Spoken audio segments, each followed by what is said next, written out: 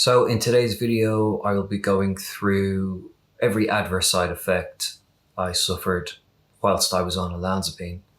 I will also go into the biology of what actually happens in the body and why the side effects actually occur.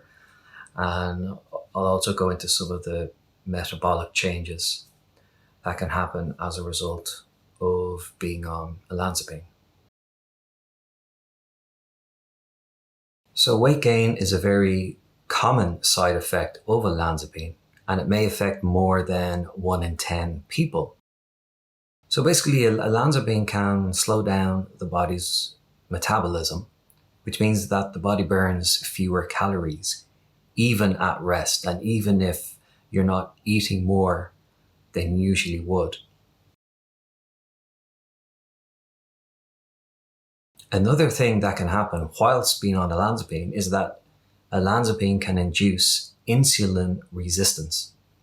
And insulin is a hormone that helps regulate blood sugar levels by allowing cells to take in glucose from the blood, and that's for energy or for storage.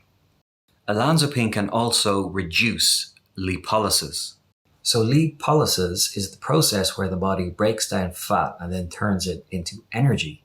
High insulin levels therefore prevent the body from using stored fat for energy, and this can lead to the accumulation of fat and then weight gain.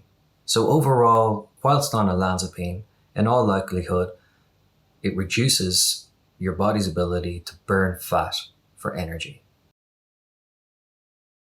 Now, bloating is another common side effect of olanzapine, and it can lead to a bloated look. And as you will see from my first two videos, you can see how bloated I looked after being on olanzapine for 2 years. So basically, olanzapine causes fluid retention. So what happens in the body is that when you're on olanzapine, the body can retain more water, and this can lead to a bloated appearance. What happens is olanzapine has effects on the kidneys and various hormones that regulate water balance in the body. So when all that kind of collects, especially around the face, kind of like that football face, and that's what happened to me. My face was quite round like a football, and that was in part due to the fluid retention. Also, of course, it was to do with the weight gain, but the bloating in particular was because my body was basically retaining more water than it should have been. Now, elevated cholesterol, another very, very common side effect of being on olanzapine. So what happens in the body when you're on olanzapine is that it can produce more of the bad fats, such as triglycerides and LDL, which is low density lipoprotein cholesterol. And olanzapine also reduces the good fats, like the good cholesterols, which are HDLs or high density lipoproteins. That's why, in my case, my cholesterol was elevated. And before being on olanzapine, my cholesterol was in and about the 5 milliliter per liter, which is normal, healthy level. And unfortunately on olanzapine, it shot right up to 8.5 because the drug was producing more of those bad fats. It was producing more of the LDLs, the low density lipoprotein cholesterol. Unfortunately, I did get a fatty liver while I was on olanzapine. That is also known as steatosis. I did say steatosis before in a previous video, the gobsheen that I am, but anyway. As I mentioned with the insulin resistance, it's harder for the body to use insulin properly, and then that can lead to more fat being stored in the liver. Now, libido problems. This is another side effect of olanzapine. I don't think it's discussed enough. Olanzapine can mess with your sex hormones, testosterone, estrogen. So that can affect overall sexual desire and function. In my previous video, I described how olanzapine made me feel like a zombie. In other words, very tired, very drowsy, low on energy, and all of those things can contribute to libido. And that's what happened to me. I got the short end of the stick with the libido. So thank you, Lilly Pharmaceuticals, for that one.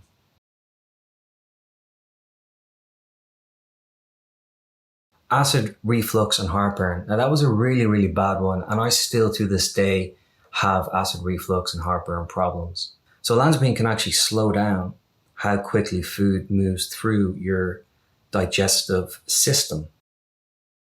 And it can also cause stomach acid to stay in your stomach longer. And therefore that can increase the acid and the acid reflux. In regards to heartburn, some of the stomach acid kind of hangs around more in the esophagus, in the stomach. And then when that comes back up, then you got the heartburn.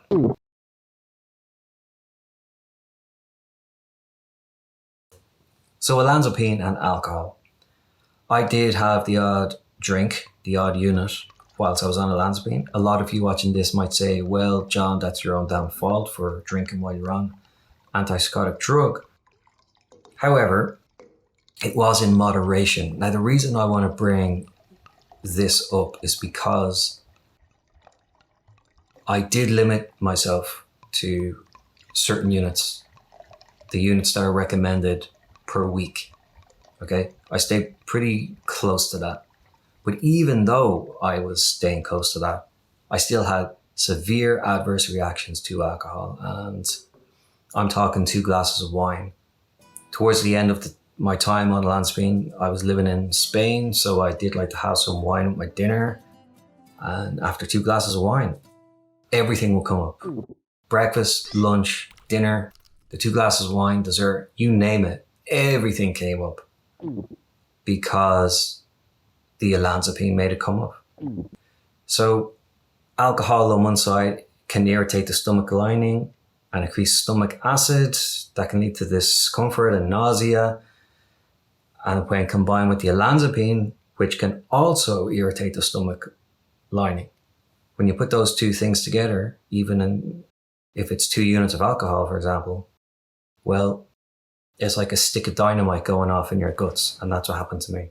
So I'm not advocating the consumption of alcohol with olanzapine. I'm just highlighting that with me drinking very little, it made me incredibly sick.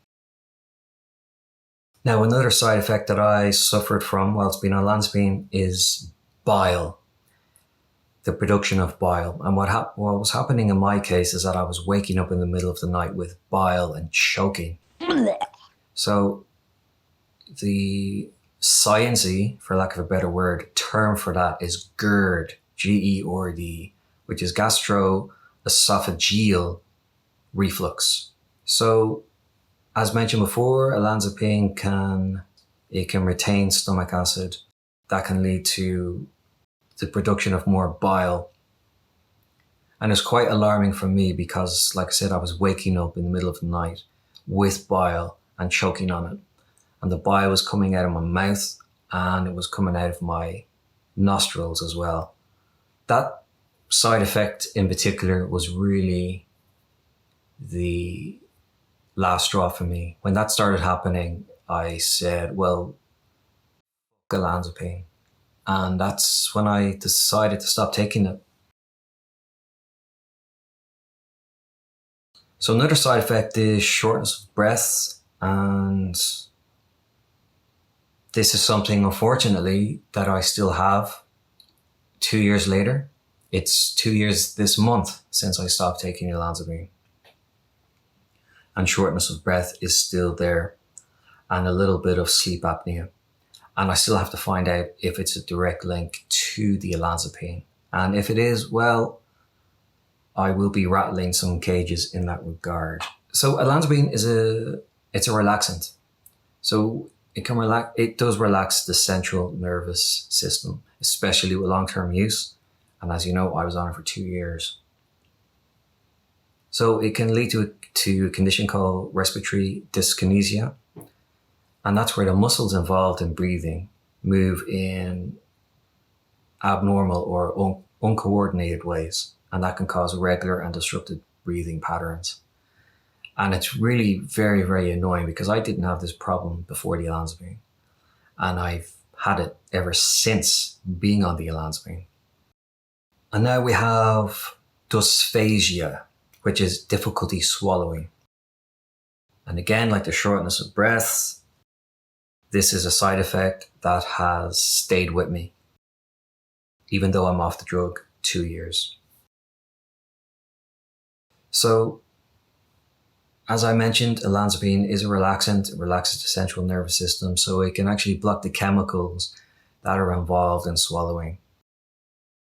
Those particular muscle movements that go on when you swallow can slow down because of the olanzapine.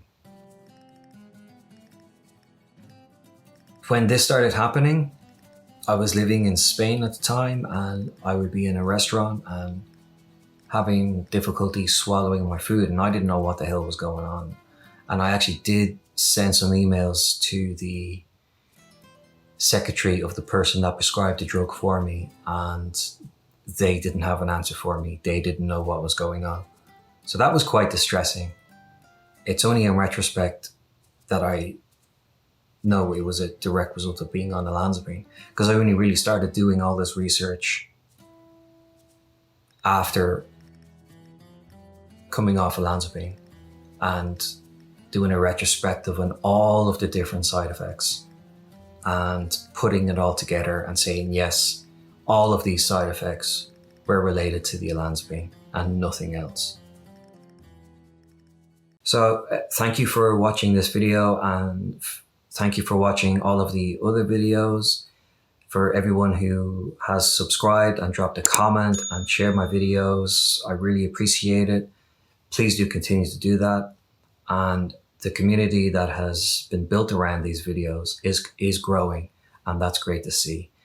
And as a community, we can really raise awareness about this very, very dangerous drug.